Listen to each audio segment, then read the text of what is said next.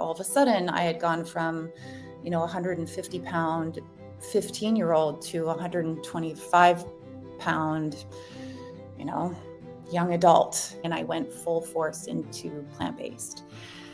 After all of that restriction, I would drink and just lose myself with food. So it would lead to binging, and then binging led to purging. But I hit 40, 41, and I just started kind of scratching my head, like something's not right. My energy started to plummet.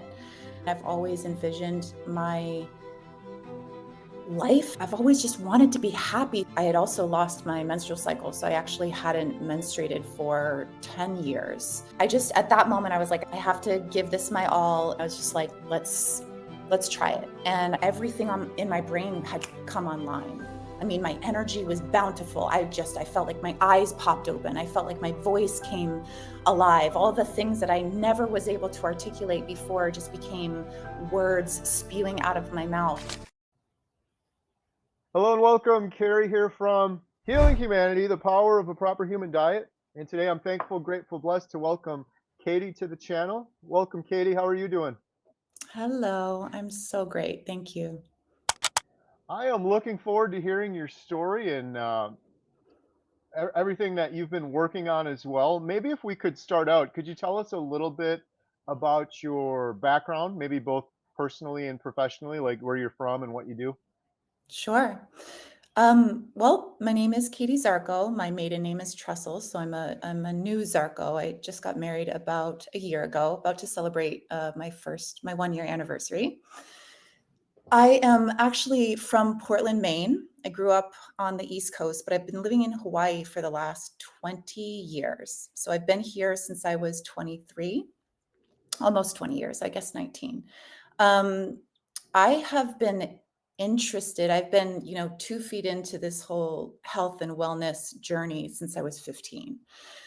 My parents were heavy dieters, so I kind of grew up watching them really struggle to find the right balance for their bodies. And so as a young kid, exposed to what it was like for them to really understand their own bodies and really, in the 80s and 90s, it was, and still is in a lot of ways, superficial. It was just about fitting in the clothes or feeling good in their body and then getting to work and making the money and raising the family. And I remember at 15 just feeling, and I hear a lot of people on their journeys too, especially those who have struggled with eating disorders or any kind of substance abuse, that once they hit their teens, which is like the shining, entering hormonal, pubescent, puberty, that whole era of life tends to bring about a lot of struggle in the body and mind.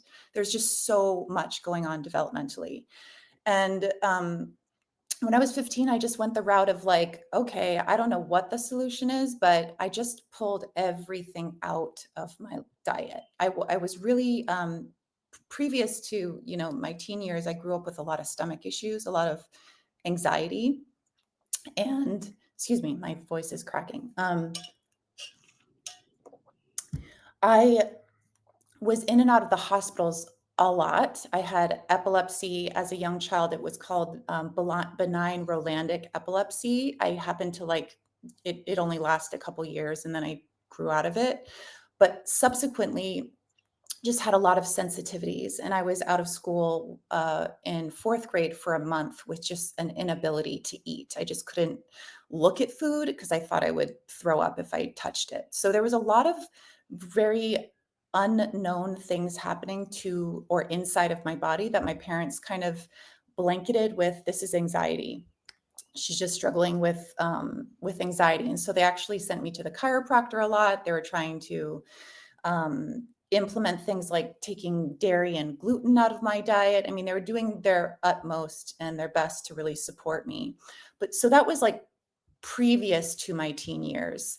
So I had implemented certain strategies influenced by my parents to try and maybe pull things out and see if that had any impact. So by the time I was 15, My name is Carrie. I'm filming a documentary called Healing Humanity. And if you want to see more stories like the story you're watching right now, please help us out. Our project is entirely crowdfunded. I've been working on it for 2 years now. We want to get more stories like this from all around the world. Please donate at donate.healinghumanity.movie. Every penny goes towards the documentary. I've been working on this for 2 years now. I haven't taken a single paycheck, and I never will. Our goal is to reach millions of people who are hopeless in the world. We're doing a documentary, we're doing a series. If you want to support us, please donate or join our membership site so we can support you. $15 for your first month, special offer in the description below.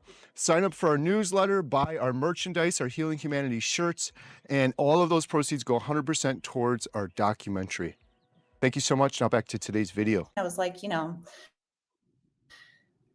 searching for my identity and trying to understand myself as a person. And I remember I had a job at the time, and I would just pull things out like the fried food, and I pulled out the Diet Coke that I was drinking liters of, and I pulled out, eventually I pulled out the meat, and I was pulling out the fat, and all of a sudden I had gone from, 150-pound 15-year-old to 125-pound, you know, young adult. And I felt empowered and strong. But of course, with all of that, I was losing my hair. My skin became vapid. I was doing a lot of very diety, restrictive, dangerous things, and my body reflected that. And then shortly, my mental health reflected that. So, teen years, and everyone in my class was going to keg parties or drinking at the train tracks. And I understood at that time that alcohol had a huge influence on how I lived in my body. And I tried to do what my friends were doing, but it came with this massive repercussion that after all of that restriction, I would drink and just like lose myself with food. So it would lead to binging, and then binging led to purging. And so that started a cycle of sort of the anorexic, and then headed into bulimia and binging and purging era of my life. And that sadly didn't quite end until I turned 28. And then during that period of time, I had also lost my menstrual cycle. So I actually hadn't menstruated for 10 years. Mm. You hear amenorrhea a lot with women who've struggled with their eating and eating disorders. And usually you hear upwards of, 2 to 5 years. Mine left me for 10. So Mm. that was a really, really rocky period of my life. And granted, I was in high school and graduating high school and going to college and graduating college. And if you can just imagine the relationships in my life and, the erratic kind of just, I don't know, unstable, ungrounded, but still accomplishing life and getting things done kind of way. Um, and then I got up my bachelor's in psychology, moved to Italy when I was done with school, and I lived in Italy for a year. And that's right when my mom had finally struck a balance with her eating when she entered Food Addicts in Recovery Anonymous. I don't know if you're familiar with 12-step programs, but FA is very popular amongst people who have struggled with food addiction.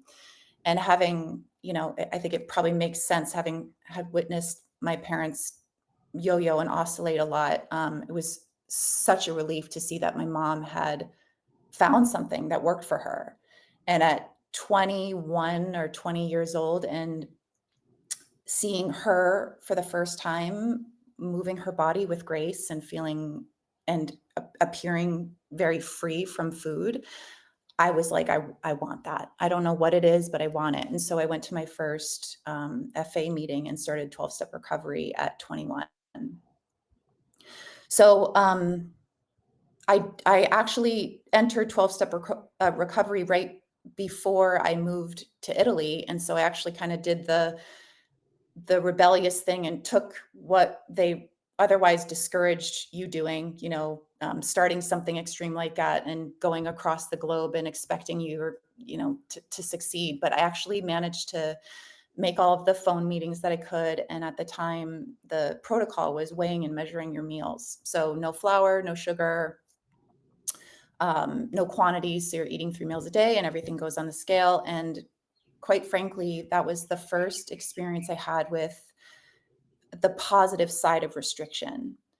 And I think, although I couldn't articulate it at that time, that restricting flour, sugar, and quantities was the liberating part of being a human in our society, where just the shelves are chock full of things we just don't need.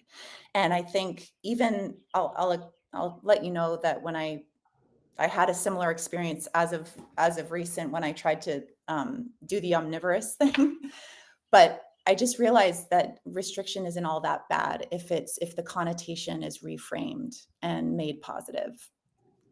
So, uh, yeah, I had 2 really good years off of, also things like alcohol, and got a really great understanding of what balanced eating looked and felt like, and regained a sense of self. And then I moved to Hawaii. And I was working with a sponsor at the time, because when you're in 12-step recovery, you're often partnered with somebody who can support you. Accountability is really, really key when it comes to any form of addiction, whether it's substance abuse or behavioral. And I was such a straight A student, like I was such a, I got an A+ every day in weighing and measuring. Nothing was ever an ounce over the scale. And because I moved to such a, how shall we say, like Hawaii is just a place where you strip it all off and you just become, you're a sun bunny and a hippie. And it felt very natural to some roots within me that I hadn't quite identified yet. But she was like, I don't know if you need this program anymore. Like, why don't you go and spread your wings and explore? And so I kind of took that as like, I'm doing really well. She's setting me free. Let me go see how that goes. And oh man, like I I did all right, but in came the alcohol, in came the sugar.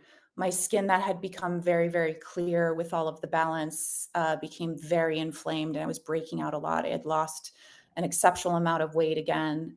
And at the time, though, I was in a yoga teacher training and trying to find my soul. I found a lot of reprieve in my yoga training, and that unification with spirit and the grounding in my feet.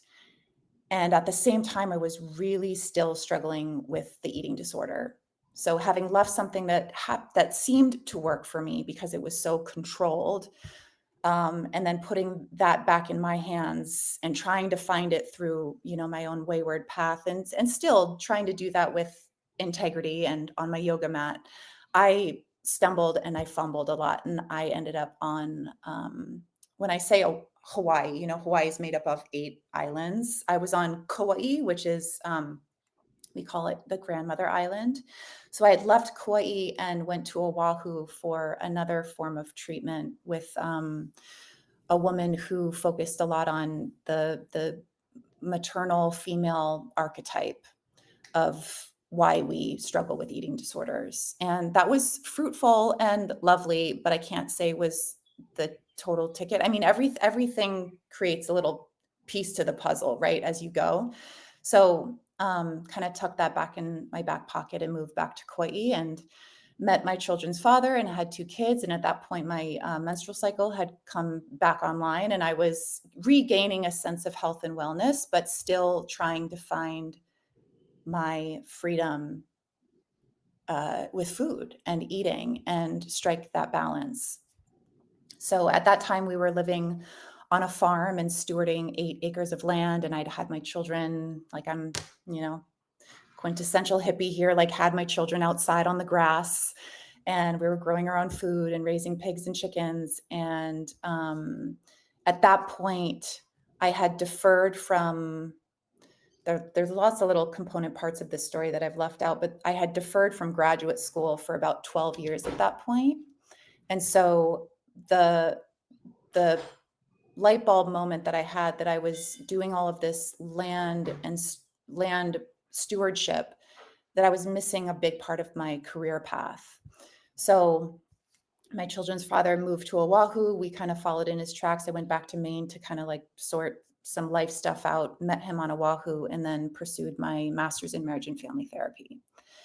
And, you know, this was COVID. This was, my school went bankrupt. I had to transfer schools in the last year and a half. And also my children's father and I parted ways. So there was a lot going on at this time.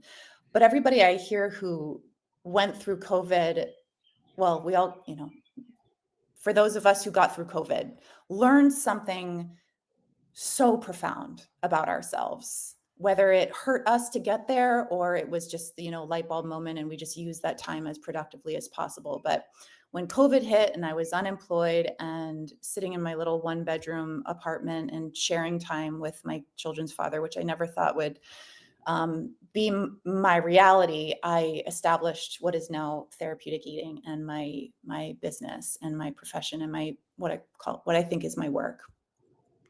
I graduated with my master's in marriage and family therapy actually on my birthday in 2020, and realized that I've really got to fuse the foundational wellness with the clinical therapy. I can't bring myself to this profession without, authentically, genuinely, without helping people find a natural balance within themselves and a peace in their body. And of course, that passion had to come from me. And I was, I was still more or less searching for that, but I was getting much, much closer. And so this was actually the first time I tried carnivore for the first time, but it was during the very infancy. I mean, of course, we had Atkins and the impact that he made. But this was like kind of the resurgence when Paul Saladino was coming out, and the Dave Aspreys and the bulletproof stuff. And I dabbled. But I think Paul Saladino, in my humble opinion at that point, was just far too extreme. And I was trying to keep myself grounded. And I tried carnivore for about 20 days, but I was doing it in a very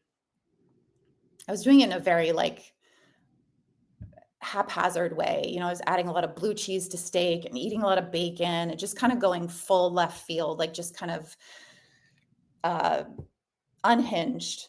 And I realized I just didn't feel good. And I also didn't have any support, right? So I didn't have any structure. And I kind of abandoned that after 20 days, thinking this isn't for me. And I went full force into plant-based. And I truly had many light bulb moments where, at least because processed food and behavior was out of my life at that point, I had struck a balance with, at least I'm getting the sunshine and the sleep, and I'm not consuming alcohol or processed food, and sugars at a minimum. I was getting all of those things from starches, of course, and fruit, but I was getting closer. I was getting closer to the wellness component of the therapeutic picture that I wanted to deliver to people and be of service. And that kind of became an identity after a while. I tried to talk about the let's heal our relationship to food without talking about food, because I was always kind of almost avoiding it. Like, I wanted to talk about our relationship to the things that we eat isn't just about the ingredients, but possibly also about our upbringing, how our parents raised us, what we're influenced by, society's pressures, all of the things, trauma, of course. And but now that I'm where I'm at now, I kind of realized that I was sidestepping a really important component of what I'm so inspired by now, which is probably why we're having this conversation. Uh, I never quite felt confident in talking about a plant-based lifestyle because even though it is, I would call a lifestyle, and it does help to heal people in a lot of ways, that could be argued. I totally agree. But it helped me to eat. It helped me to befriend my hunger. It helped me to establish some semblance about around, just nourishing myself. And then 5 years later, gonna kinda skip through all of the other stuff and get to kinda where I'm at now. Plant-based just there I don't know if there's just a cycle where your body's thriving off of whatever vitamin B12 stores you have and whatever thyroid functions working in your favor or whatever your gut might be doing, or maybe it's an age thing, but I hit 40, 41, and I just started kinda, like, scratching my head being like, "Something's not right." My energy started to plummet. My mood, while it was probably improving, wasn't where I wanted it to be. I mean, I've always envisioned my life as just being a really I've always just wanted to be happy. Who doesn't? I know that this sounds so cliché, but I wasn't matching the vision for myself that I wanted, and I could not figure it out. I could not understand why. Here I am doing all this trauma work. I've dissected and analyzed my past. I, rip roar through all of, the body keeps the score work and, psychedelic work, and I'm still just like not understanding why I'm not feeling optimal. And at that point, we keep a keen eye, and I'm sure men do this with muscles and women do it with skin and hair and body stuff. But I think, or maybe the algorithm, maybe Siri was listening to my thoughts and started pushing people into my feed. But I stumbled upon one of Kelly Hogan's. It wasn't an interview. She was just, talking into her camera and sharing a video on eating carnivore ice cream for breakfast and hitting probably like upwards of 40 or 4,000 calories a day. And I'm walking the beach out here in Kailua, and I can't see anything, right? I'm just listening to words because I'm walking. And I look down on my screen, I'm like, God damn, she's gorgeous. And then she's like, I'm 46 and I haven't really, I don't know, haven't hit perimenopause yet. And I'm like, God, because I feel like indoctrinated with this whole, you're 40 and you're just expect your life to plummet from there, and your skin's going to start to sag and your energy's going to dip and you're going to hate life. And this is the narrative that a lot of women are fed right now. And it's sad. And it makes you, not as if growing up in the 80s and 90s when 40s were the end of your life, and now being with the resurgent or the understanding that perimenopause and menopause are very real, maybe reality for a lot. It's still this aspect of like doomsday, and I refused to consider this the like, not the end of my life, but that I was gonna somehow like not feel great. And because the first 38, 39 years of my life had been rather challenging, I expect this time in my life to be the best. So I wasn't meeting my standard. And when I looked at Kelly, I was like, well, there's a woman I really aspire to follow in her footsteps. And of course, then I, look up carnivore and carnivore women and how women are just feeling energized and free. And I just, at that moment, I was like, I have to do this again. I have to give this my all and maybe apply a bit more of my like purist mentality, because I tend to be a bit of, when I do something, I try to do it right, at least in the beginning, and then I figure out how I can maybe wiggle. But at that point, I was just like, let's do this again. Let's try it. And I gave it like 2 days, and by day two, my everything in my brain had come online. I mean, my energy was bountiful. I felt like my eyes popped open. I felt like my voice came alive. All the things that I never was able to articulate before just became words spewing out of my mouth. This confidence that I never quite felt I had. And that's when I messaged you. I mean, I messaged you right around that time because I saw your video on depression and how, people are just being thrown medications that create side effects, that more medications are thrown at to figure out what's going on up here, to stabilize what's going on up here. And you truly spoke so many volumes to my heart at that moment that I was like, I got to reach out. I don't know if it'll land, but I'll give it a shot anyway. And I know I've been talking a lot, but that was kind of more or less what brought me here. Wow.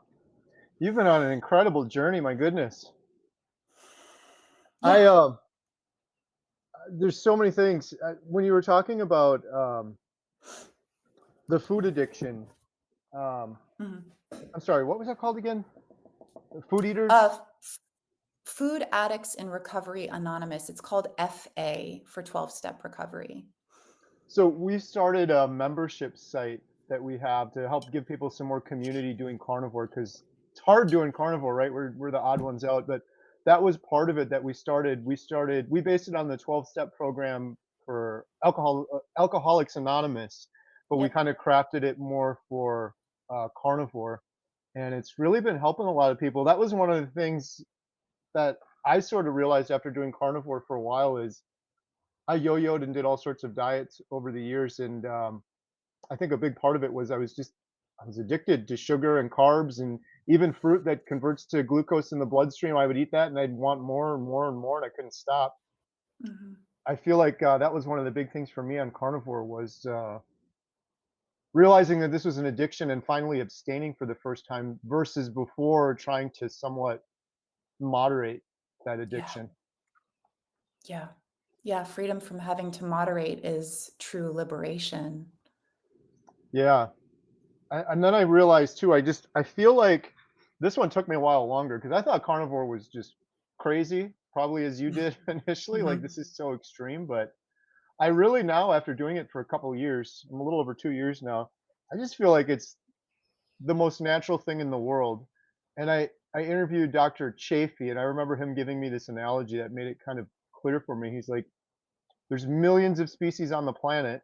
There's so many species. I think if you Google it, they don't even know. They're like, we don't even know. There's millions of them, but we're not sure. But almost every single one of them has a natural and intended diet, and they eat it, and they're for the most part thriving. They don't have heart disease, and they don't have depression, and they don't have autoimmune disorders and skin issues or fur falling off and all of those things. And when he said it that way, it really made me realize more. I'm like, that's what we're kind of doing here with carnivore. We've stumbled around for so long trying all sorts of different things, but none of those things were really even natural. I guess vegan or plant-based or vegetarian is a lot closer to Mm. natural, but even those things nowadays are so compromised. Yeah. Um, Glyphosate and pesticides, and even if you try to get organic, it's got overspray on it and not it doesn't have the same nutrients that it used to years ago because we're just chemical farming so much of this stuff. So Mhm. that Mhm. was kind of a big realization I had was this is just kind of the most natural thing in the world. Yeah. Um, it's amazing your description of how you started feeling so quickly after doing carnivore.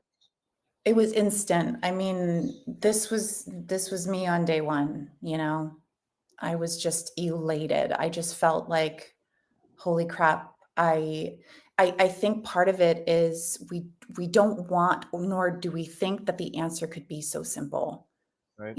Especially in a day and age where I at the same time that I started carnivore, July 1st, I also got off of social media, except for YouTube. I got off of Instagram and just everything to just enter this experience and be fully in it, except for educating myself. I think because I needed some support and I didn't want to get it from Instagram where you're just bombarded by a lot of other stuff. And I could curate my feed, but I also, wait, what was I saying? I totally just lost my thought. Oh, I don't know, just starting this and starting on day 1 and just feeling like this is so I think we avoid what's simple. I think we avoid because we don't believe it. We're bombarded with supplements. I mean, how many ads right now are just infiltrated have infiltrated media that are about gut health, probiotics. Yeah. Every supplement that you can imagine, powders and potions that are doing what I feel like we're doing with carnivore by just eating meat, healing the gut. Um, that to really digest the fact that this is as simple as it is, it's a mind trip, right? You're just Yeah. like, you're in disbelief. Yeah, we're led to believe so much that all of these issues we have, it's because there's just something with me.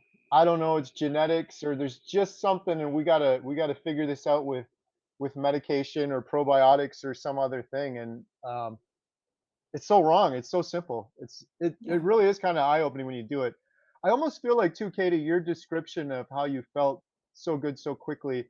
I've heard several other people describe it similarly, and it was Mhm. almost like their body was screaming at them like, "Yes, this is it. Yeah. Finally, you Yeah. figured it out. Like this is you tried all these other things, but this is it. This is what I've been sort of lacking or needing." My Mhm. daughter Emma, she was vegan for 5 years, and she did carnivore. I remember she ate a hard-boiled egg after fasting for a couple days, and really emotional and reluctant to go back to eating animal products after 5 years. And Mhm. she teared up, and it was the same thing. She's like, "This is so good. Like my body's just like begging me for more of this." So Yeah. um, that's a powerful thing when you have that kind of reaction. Does it feel to you like you've tried a lot of things, you've been through a heck of a journey? Did it feel too like it sort of rung through that this is just kind of the truth? This just kind of makes sense. Like this is kind of it. This is it.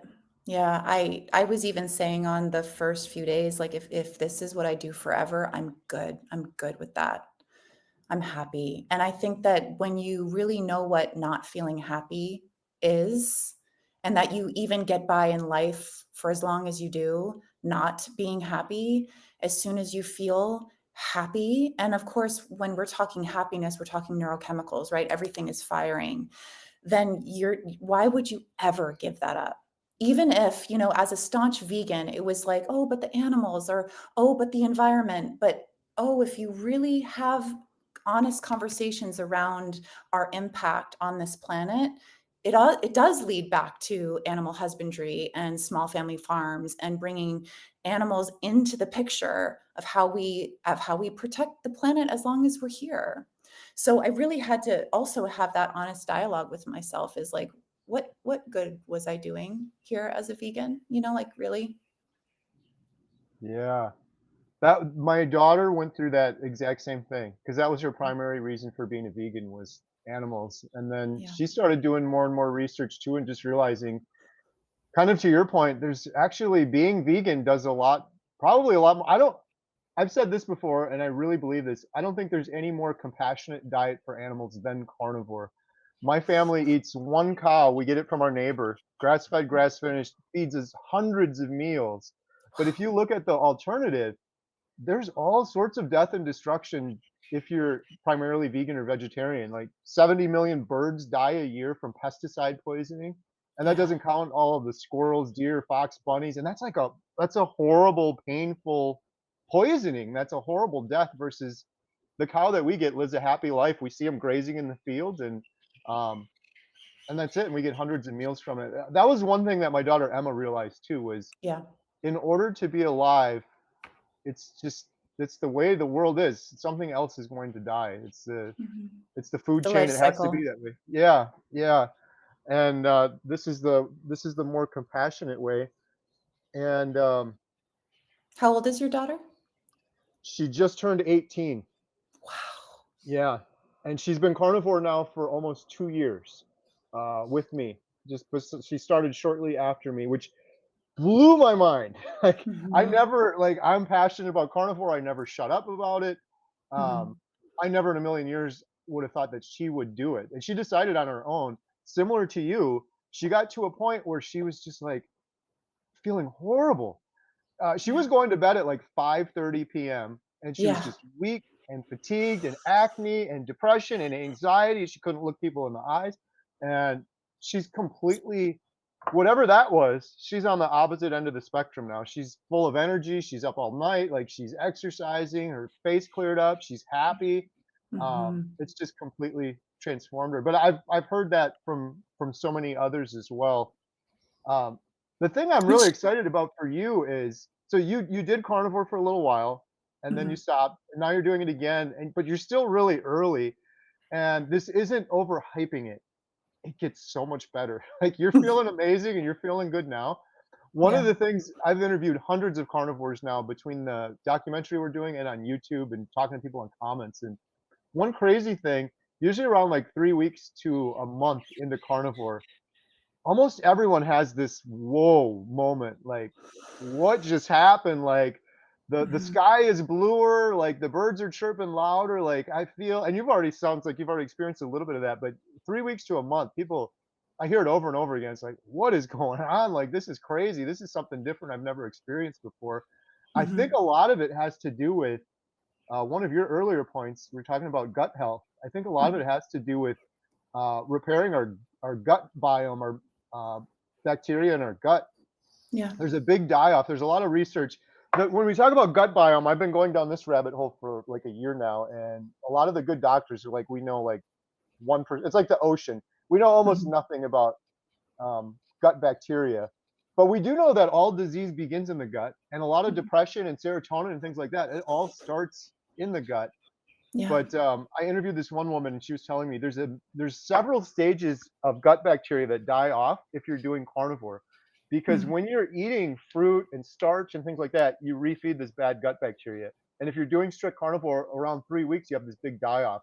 A lot of people will have, like, just great sleep, good dreams, and their mood improves, and she's like, "Carrie, she's like, "I've seen this hundreds of times. I can put it Mhm. down on a calendar. It's like 3 weeks." I think she said 3 months, 6 months, and then 2 years. There's another for people that have really, really serious advanced autoimmune disorders, some of them Yes. have to do strict carnivore for like 2 years, and the big reason for that is the bacteria die off at 2 years. It's a different set of bacteria that dies off, and, normally things are level off from there on out, but, I it believe it. yeah, I'm excited for you because you're doing amazing, and someone I interviewed Dr. Chafee early on. I was really blessed that he even responded to me. I just reached out to him and he responded. He said, "Let's do a video." And I think I was on day 60 then, but he's like, "Carrie, it gets way, way better." And I honestly, I was like, he's just hyping this up. There's no Mm. way I could feel any better than I do right now. But he was not hyping it up. Like, it just gets better and better. The mood, the energy, everything. Because we're that gut bacteria, I think, repairs. You get rid of the inflammation and you start getting stronger. Yeah. I, I don't know what your thoughts are on this either. Sorry, I'm rambling now too, but I'm It's okay. excited for you. Um, one of the things that I've learned, a lot of people said to me, Carrie, you would have done the same thing. You would have seen all the healing that you've seen and the reversal in your mental health. All of that would have happened if you just got rid of the processed food. And basically, what they were saying is if you just went vegetarian or plant based. Mm. And my argument is, I'm sure that, of course, that would help. Like eating plants instead of eating Doritos and Twinkies is a big, big part of it. But I feel like the missing piece that people overlook is getting that fatty meat. Yeah. I feel like I was deficient. Like my hormones were completely out of whack. And I've since learned that a lot of that relies on fat. Our brains are made of fat. Our hormones need fat. And I Yeah. feel like when I added that fatty meat back in is when my hormones improved, my sleep improved, my immune system got stronger, my Mhm. depression started lifting. I feel like all of those things are related to um, our hormones and getting that fat back in. So It's the kind of fat though, because you say fat to a vegan and they're like, "Oh yeah, but I get plenty of nuts and seeds and coconut and avocado." And I promise you there is such a stark difference between the fat you get from a seed and the fat you get from a steak or chicken skin or pork belly. It is life-changing fat. This is neurochemistry fat, whereas before the nuts or seeds that you're eating sit in your gut and create inflammation and bloating. There's a huge difference between fat, right? yes, yeah, so true. And it's like I've heard Dr. Barry say this before, but he's like, we've been eating fatty meat and drinking water since the start of time. It's not that Mhm. crazy. But all of Right. these other things we haven't been doing that long. Like some of the weird fats too that people substitute for animal fats are they're all like novel and new in the grand scheme of humanity if you look at it over since the start of time kind of thing. Humans are so great at complicating things. We're so great, but if you think about it, it's I kinda see, like, the carnivore movement right now like its own herd of animals. It's like we're just gathering speed, we're gathering energy, everybody's starting to creep into the crowd, and we're creating this movement. I'm just really grateful to be a part of it, and just to speak to your point about depression and serotonin and what happens in the gut. I had gotten to a point on my in my plant-based journey where I was like, well, if it's not in plants, it's probably in plant medicine. So let's go to psychedelics. Let's do MDMA. Let's like get the ketamine therapy going. Let's do the psilocybin. And while I'm not against psychedelics by any stretch, I think that there's a place and a purpose for them. Now I see why I was venturing down that route. It was kind of like a detour Mm, because ever since I started carnivore, I'm just kind of like, well, let's make sure that we get our patients on at least a ketogenic lifestyle or diet first so that they can start to experience their own inner ecstasy before we pump it full of synthetic medicines to get them past their trauma. We really need to support people who are suffering from PTSD and deep forms of depression like bipolar, and have them supported on a nutritional level, and then we can talk about ketamine and and other psychedelics. But this is, like you said, the sky becomes bluer, your eyes get wider, you just, this energy and is a well of just joy that comes out of you. That's coming from meat and fat. That's your body coming online. yeah. We don't need extraneous things and swallowing things to change to open up that third eye. I mean, there's a place for it. But I find that was kind of another thing in my personal experience was like, oh my God, this is kind of psychedelic, right? Yeah. Yeah. Yeah, I felt that too. I was like, I almost feel like I remember when I started doing carnivore a couple weeks into it, I just felt like euphoric. Like it Hmm. feels like I'm doing like drugs or something weird. This is Yeah. crazy. I'm just eating natural foods. It's like it's such a blessing to find this.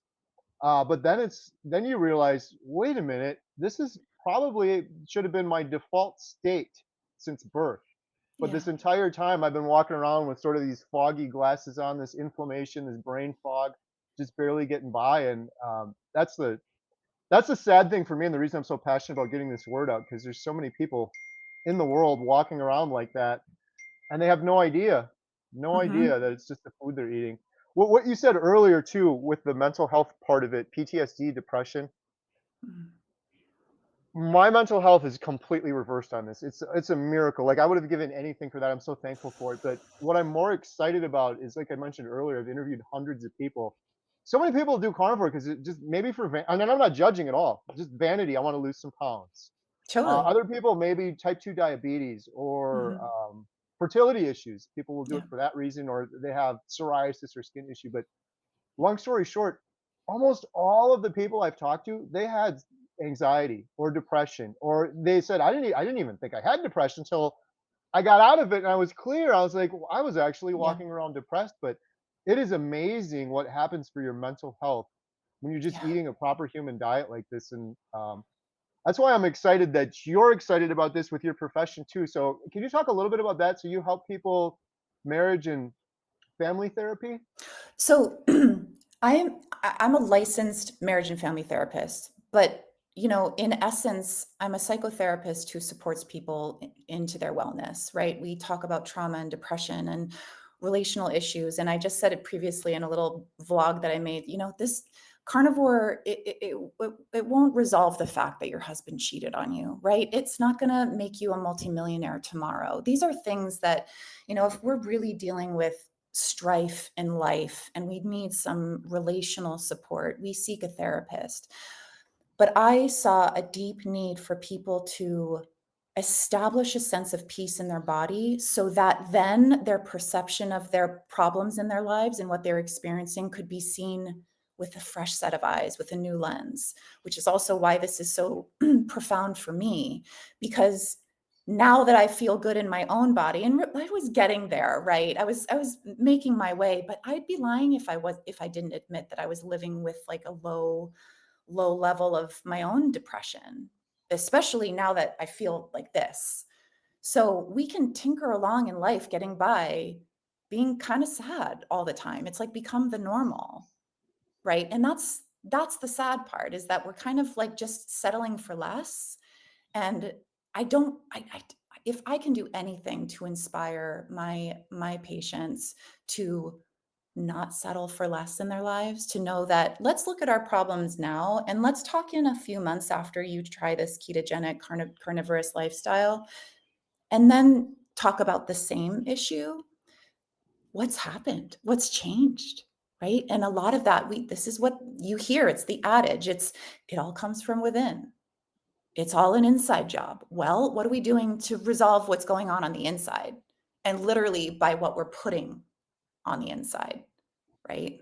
Right. So, yeah, I have a lot of friends of faith, and I love how you pray before your meals. It's such a beautiful thing. And I was explaining to one of my girlfriends who she's very faith based and very much a follower of God. And I said, friend of mine, it feels like a channel to my heart has just broken open. Like I can receive the light now.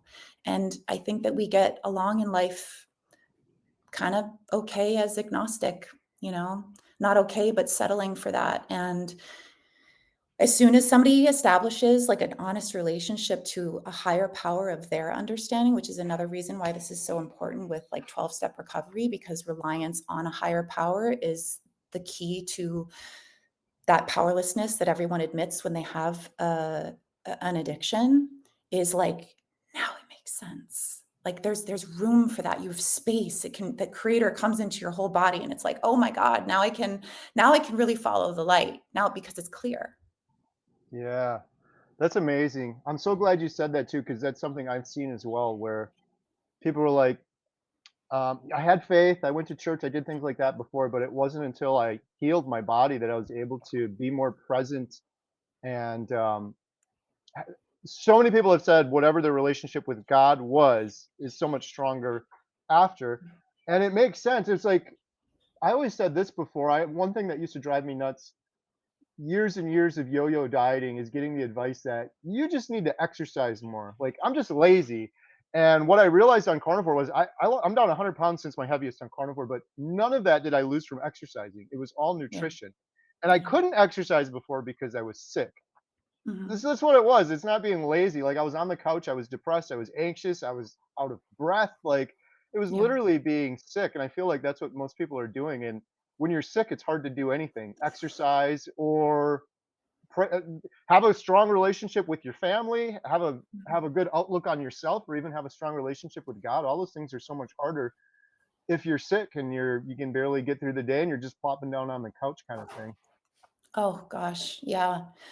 I I do my best to remain as neutral as possible, both as a friend and a partner and a therapist. But when people say, I just need to exercise more, I get that feeling inside where I'm like, oh God, I hope that you discover that that's not it. Yeah. We talk mind body connection, and I have this kind of dialogue with myself, like, what came first, the mind or the body? And we know that everything's interconnected, right?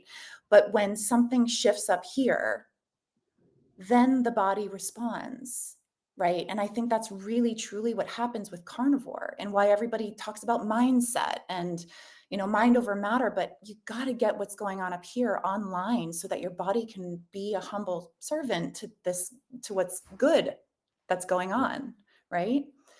You're making me smile because you're saying something. I got to show you. Are you familiar with Rancher Maggie? I might have seen some of her videos. Show me. I'd love to I'll show see. you. I have a picture of her. It's so funny because you mentioned Kelly Hogan, who's amazing, Hmm. incredible. Hmm. Rancher Maggie has been eating carnivore for 65 years, and Oh, she's 83 years yes, young. I saw her on Sean Baker's, video, and she's such a badass. Yeah, this is her Yes, with the triple guns there. I We love it. interviewed her for our documentary. Adam and I did. We spent about a week with her, and it's just so incredible. But she is speaking a lot of the truths that you're speaking right now too. I remember Mhm, her telling us that one of the hardest things for her was losing a baby and going through mm, that trauma. But then she kind of flipped it and she said, "But being that I'm eating this way and my mhm. mind is right and my body is right and my spirit is right, it's so much easier to get through the most difficult things that life throws at you Yeah, when you're doing that." She said, "If I wasn't doing that, I don't know how I'd be able to get through that kind of thing." So it's huge. It's so impactful. That was the other thing I learned from interviewing so many people. It's like I try to be careful because I want to tell the truth and I don't want to overhype things, but it's just the truth. This majority of people that I've interviewed that are doing carnivore, whatever their success metric is in life, it goes mhm, up in every yeah, single case. And mhm, it's like it sounds like I'm blowing it out of proportion, but it really makes sense if you think about it. If your mind is right, your body is right, your spirit is right, your mhm, energy is through the roof. You're now mhm, making better, wiser decisions because you're not exhausted and plopping down on the couch, and your life is kind of a result of the decisions you make. So if you're making wiser decisions, it would make sense that you'd be more successful in life. We absolutely. interviewed pastors Jimmy and Annette for our documentary, and they've been carnivore I think like 2 years now. They've been preaching at a church for 20 years, and they Mhm. said after 1 year on carnivore, their congregation doubled in size. They're like, Yes. we're on fire, and that's just one example. But everyone I talk to, it's like whatever they do for work or their career, it just becomes more successful because you have that energy, you're making wiser decisions kind of thing. And it's amazing. And I try to keep it positive. And then I always, Katie, go back to it's such a shame that the majority of humans walking this earth are never going to realize that. They're going to be in that brain fog stupor every day of their life. Yeah, when I moved to Hawaii, the strongest message that I received, do you remember The Secret, the movie The Secret? Yeah. It was the power of manifestation and Abraham Hicks and, all of this, like it's just act as if and get up ahead of the ball that's rolling. And while it helps to, in a sense, control some of the mind, this makes it so much easier. So I'm not surprised that that congregation is growing. That is the power and the law of attraction, right? They feel good in their bodies. Therefore, everyone's flocking and saying, wait a second, that faith is coming from somewhere. I want some of that. It's contagious. So Yeah. while I also fall into that little bit of sadness and like, oh, maybe some people won't catch on to this in this lifetime. I think but so many people are flocking to that herd that is gathering more and more momentum than ever before. I'm part of it, right? I kind of did the dabble thing and I was like, oh, I don't know if it's for me. I don't have support. And like, I don't know how, maybe I'm not doing this right. And tried to find the solution in other things, which people will do with antidepressants and other diets and psychedelics and various things. But man, when you come back and you really integrate, I just think that this more than ever, and maybe it's just because like my everything that I'm looking at and listening to and heeding right now is carnivore. I mean, you look at my feed and it's just like boom, carnivore every like your face shows up every other video, which I love. Um maybe that's naive of me to say, but I truly believe that there are people are finding out, and it's because of the work that you're doing, right? This documentary and all the doctors coming online, Chris Palmer and his metabolic disorder, being connected to our metabolism. um, I believe that more and more people are going to be sick and tired of feeling sick and tired, just like addicts, right? Just like people dropping the heroin, people dropping the alcohol, people dropping the methamphetamines and saying there is a better way. I don't know what it is, but I'm going to attract it into my life. And there they go Yeah. and they hear something like this and they're like, "Oh, it's too simple. Let me try it." And then boom. Yeah. So we just have to keep talking about it. That was the other thing for me as a psychotherapist. It's like I never had the confidence to talk about my plant-based lifestyle, but 2 days on this thing, I was, like, spewing out inspiration. I'm just like, "Let's just do this," and of course, I'm not here to, like, convince anybody, but I I can do my due diligence as as part of this humanity and this movement to just speak from my personal experience. And I'm so happy. I'm so happy that you're sharing your story because that is what I've learned on this journey is what inspires other people.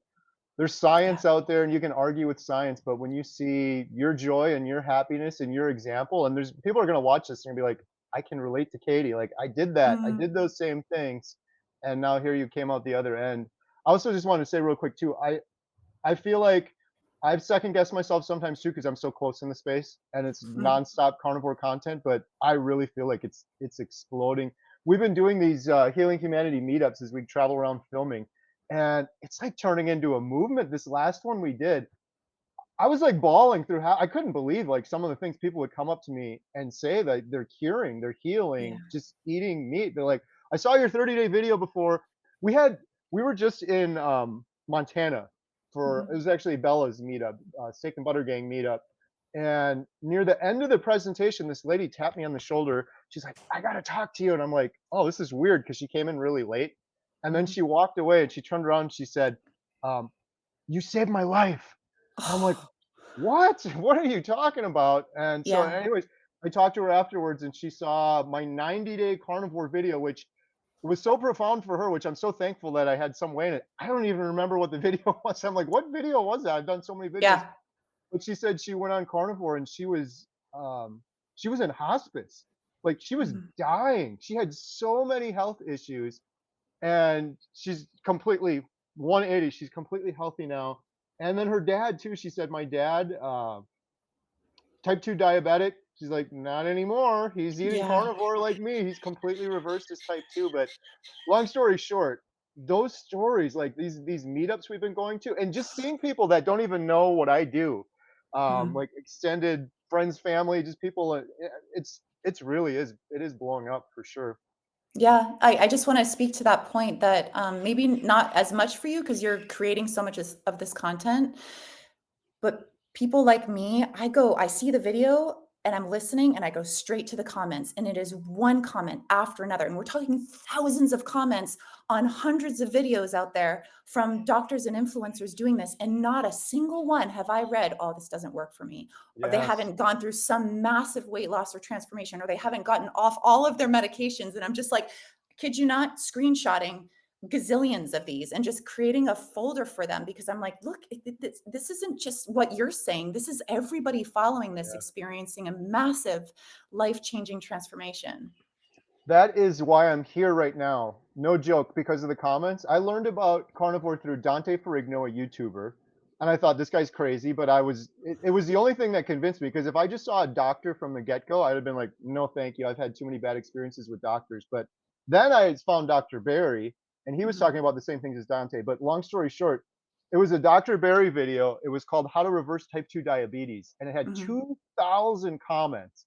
And Yeah. Katie, I watched like every Dr. Barry video, like 1,000 of them, and I was still like, Mhm. "This guy's a scam artist. There's got to be some catch. Like, what is he selling?" The first comment on there, 5 words: "Dr. Barry saved my life." And I'm Yeah, like, I believe it. "What? What?" And then I read more, and there were more people. He reversed their type 2 diabetes. Their A1C was this and this, and then another one: "Dr. Barry saved my life." I listened to Dr. Barry save my life. One guy was like, 10 minutes listening to Dr. Barry did more for me than 10 years with my family medicine doctor that I went to. Yep. And that's what convinced me was the comments because I'm like, okay, if Dr. Barry's a scam artist and he's got this elaborate scheme where he's doing thousands of videos and they're all Right. wrong and fake, uh, he hired all these people and put all these fake comments in there. And then I started reading comments on Dr. Chafee's channel and the other ones. Yes. There's so Mhm. many of them. There's like, I There's don't so know. many. I think that's great advice because I was going to ask you, what advice do you have for someone? I got a lot of people on my channel that are carnivore curious. They're Mhm. suffering. They can't wrap their brain around it. Reading the comments, I think, is great, great advice because then you can see the testimonies from other people. Yeah, yeah, reading the comments, man, but, I think if there weren't so when like the longtime purveyors, right? The Sean Bakers, the Dr. Barrys, people who just stayed with it for the long haul, got through all of maybe the digestion stuff that you deal with or all of the I don't know, the initial symptoms. Like honestly, the first few nights I was so high. I was so like elated. I barely slept. I was like, I was sleeping like 3, 4 hours a night until I was kind of heeded some of Elizabeth Bright's work. And she was like, just eat fat. You know, women need more fat. So I started to consume a bit more fat in the evening just as a protocol to sleep better. And I did. And I started getting 7, 8 hours and my body just adapted. But I really, truly think that people are not giving themselves the time it takes to adapt.